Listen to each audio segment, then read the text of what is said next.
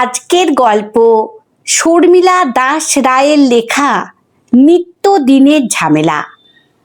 রতন আর তার বউয়ের ঝগড়া নিত্যদিনের ব্যাপার না। সীমা মানে রতনের বউ বাইরের কারোর সাথে কখনো ঝগড়া করে না। কি জানি বাবা কি হলো আজ, দেখছি তাদের বিল্ডিংয়ের একতলার প্রতিমা দত্তের সাথে সকাল হতেই এমন কথা কাটাকাটি শুরু হলো যে আশেপাশের সব কটা মুখী জানলায় চলে এলো। প্রতিমা দত্তের আজ আবার কাজের লোক ছুটিতে, তাই সকাল হতে তিনি যাচ্ছেন নোংরার প্যাকেট মানে বাড়ির কুড়া হাতে পাড়ার কুড়াদানে ফেলতে। ঘর থেকে বেরিয়ে সিঁড়ি দিয়ে নেমেছেন মাত্র, মাথায় পড়ল জল। একে তো কুড়া ফেলতে আজ নিজেকেই যেতে হচ্ছে, তাও আবার ওপর থেকে মাথায় পড়ল জল। মাথাটা আর ঠিক রাখতে পারলেন না। এদিকে সীমা ঠাকুর পুজো দিচ্ছিল, একই সাথে ব্যালকনি থেকে রোহিতের মানে সীমার 2 বছরের ছেলের কান্না আর নিচের প্রতিমা দত্তের চিৎকার ভেসে এলো। সীমা পুজো ফেলে দৌড়ে ব্যালকনিতে গিয়ে দেখল রোহিত নিজের পেচ্ছাপে পা পিছলে পড়ে গিয়ে কাঁদছে। প্রতিমা বৌদিকে কে বোঝাবে সীমা জল ঢালেনি। ততক্ষণে উনি চিৎকার করে উনার মেয়ে ইতিকে ডেকে বলতে ব্যস্ত, দেখ ইতি, কাণ্ডখানা শুধু দেখ, ওপর থেকে কতখানি জল ঢেলে দিল। ভদ্র পরিবেশে এরা থাকার যোগ্যই না। সীমাকে উনি বলার সুযোগই দিচ্ছেন না যে ওটা জল নয়, আরো ভয়ানক জিনিস। বাচ্চার পেচ্ছাপ পড়েছে আপনার মাথায় মুখে। সীমা শুধু একটা কথাই বলতে পারল, আমি না, আমি না। দেখ দেখ, জল ঢেলে আবার বলে আমি না, আমি না। প্রতিমা বৌদি চিৎকার করতে লাগলেন। রোজ সকালে রতনের চিৎকারে সবার ঘুম ভাঙে। আজ রবিবার, সে মনের সুখে বেলা করে ঘুমোচ্ছিল।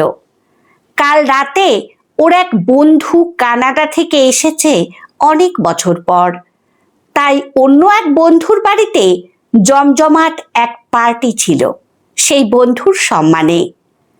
ফিরতে অনেক রাত, আর একদিকে পার্টির আমেজ, অন্যদিকে রবিবারের শিথিলতা। কিন্তু সব মাটি হলো প্রতিমা বৌদির কল্যাণে। এমন চিৎকার করছেন যে আর বিছানায় থাকা দায়, উঠে আসতেই হলো। এসে কিছু বোঝার আগেই রোহিতকে কোলে নিতেই ব্যাপারটা বোধগম্য হলো। রতন এখন হাসবে না সীমার পক্ষ নেবে বুঝতে না পেরে সীমার উপরে ব্যাপারটা ছেড়ে নিরাপদ দূরত্বে এসে রোহিতের জামা পাল্টাতে লাগলো। এর মধ্যে প্রতিমা বৌদির উপচে পড়া ময়লার প্যাকেট থেকে একটা ডিমের খোসা আর কিছু মাছের নাড়িভুড়ি হঠাৎ অসাবধানতায় পড়ে গেল।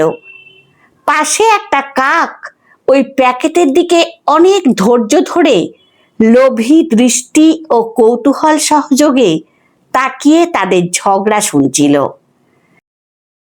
কাকের যে কি আনন্দ হলো, ছো মেরে তা নিয়ে উড়ে সোজা সীমার ব্যালকনির গাছের টবে। খেলার মোড় পুরো ঘুরে গেল। সীমাকে আর পাইকে। প্রতিমা বৌদি এবার ঝগড়া থেকে সম্পূর্ণরূপে নিজেকে তুলে নিয়ে বাঁচতে ঘরে ঢুকে গেলেন আবার। শুধু সীমা চিৎকার করে বলল, ইতি, মাকে বলি স্নান করতে।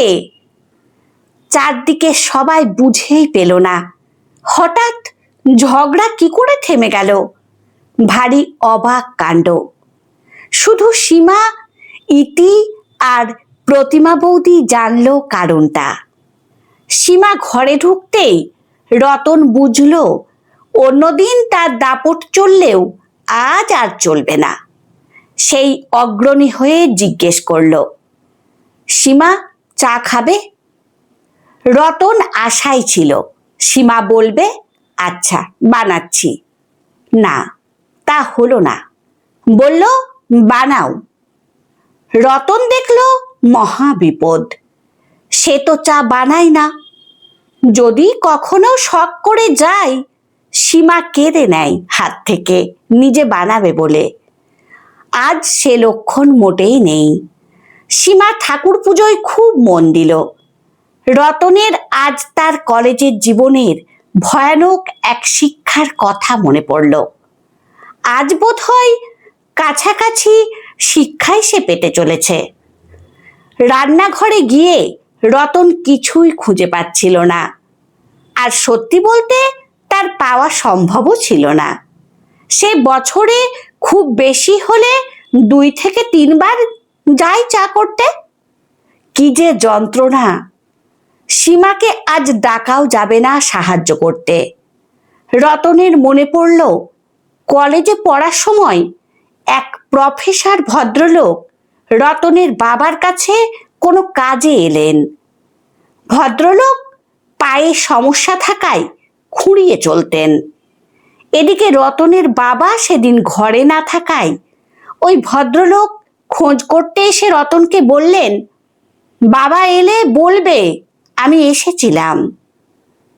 উত্তরে রতন মাথা নেড়েছিল বলবে বলে। ভদ্রলোক সাথে সাথেই ক্ষিপ্ত হয়ে বললেন, তুমি আমার নাম জানো? উত্তরে রতন না বললে উনি আরো রেগে বললেন, তাহলে বাবা এলে কি বলবে? খোঁড়া প্রফেসর এসেছিলেন? কেন, আমার কি কোনো নাম নেই? এটাই কি আমার একমাত্র পরিচয়?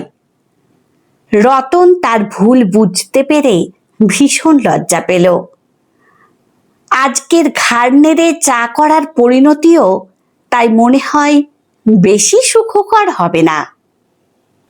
বিয়ের আগে মাও একবার বাবাকে চা মামলায় কিভাবে জব্দ করেছিলেন তাও মনে পড়ে রতনের বেশ মজাই লাগলো। বাবা প্রায়ই বাড়ি ফিরে মার হাতের 1 কাপ চা খেতেন। আর একদিন মুখ ফসকে বলে ফেললেন, কলেজ ক্যান্টিনে অনাদ্দার চাটা সত্যিই দারুণ। বাজলো বাবার 12টা। মার মুখ হাঁড়ি হলো। মা চেষ্টা চালালেন অনাদ্দার মতো চা খাওয়াতে বাবাকে। রোজই বাবা কলেজ থেকে এলে বাবাকে চা দিয়ে বলেন, দেখো তো তোমার অনাদ্দার মতো হলো কিনা। বাবা রোজই হেসে বলেন, না, তোমারটা তোমার মতোই। মাও অনাদ্দার মতো চা বানানোর চেষ্টা ছাড়লেন না, কিন্তু বাবার কাছে আর হ্যাঁ শোনেন না। শেষে মা একদম হাল ছেড়ে দিলেন। বিরক্তি নিয়ে একদিন চা বসালেন। জল আর দুধ ফুটে ফুটে শুকিয়ে সসপ্যানে লেগে গেল প্রায়। মা তাতেই আবার জল দুধ ঢেলে চা করে দিলেন। বাবা চুমুক দিয়েই বলেন, আহা, একদম আমাদের অনাদ্দার চা। মা ফিরে চোখ পাকিয়ে বললেন, এতদিনে তোমার অনাদ্দার চা তৈরির গোপন উপকরণটা আমি জানতে পেরেছি। এই ঘটনা থেকে রতন এক দারুণ শিক্ষা নিয়েছিল। ও কোনোদিনও অন্য বাড়ির রান্না ভালো বলে নিজের বিপদ ডাকেনি। আর যেমনই হোক, বাড়ির রান্না সবচাইতে ভালো বলতেই হবে। অন্য বাড়ির রান্নার গন্ধও নাকে নিতে নেই। রতনের চা তৈরি হলে সীমাকে আদর করে কাছে ডেকে বসালো।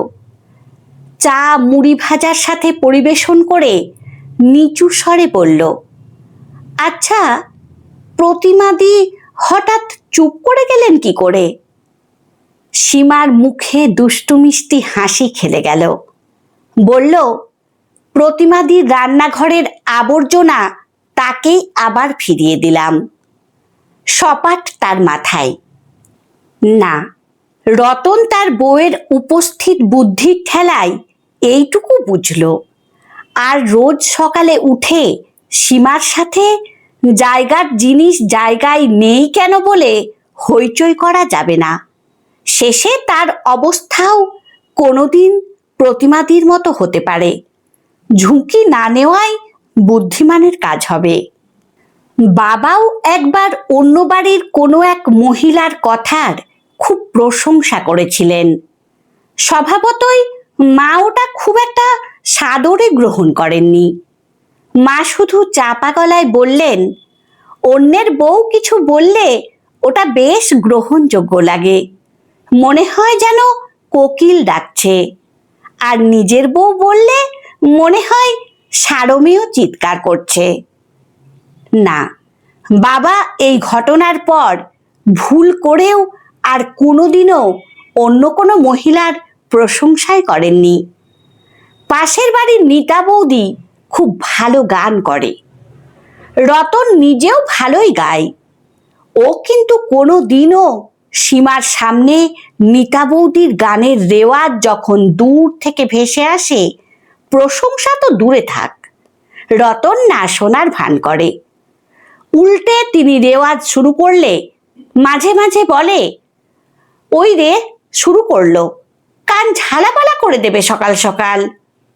রতনও জানে ন্যাড়া একবারই বেলতলায় যায়, তাই সীমার সামনে কোনো দিন অন্য পরিচিত মহিলার বুদ্ধির বা রান্নার প্রশংসা সে ভুলেও করার কথা ভাবে না।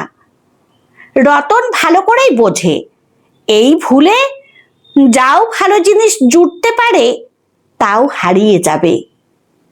আর সব সুস্থ নারী তার সংসারকে সুন্দরভাবে সাজাতে চায়, অতএব তাকে তার যথাযথ মর্যাদাটা দেওয়াই বাঞ্ছনীয়। একটু ভালোবাসা আর পারস্পরিক সম্মানের ওপর ভিত্তি করেই সংসার সুখের হয়। আমার গল্প পাঠ যদি আপনাদের ভালো লেগে থাকে তাহলে লাইক, কমেন্ট ও শেয়ার করে দেবেন। ধন্যবাদ।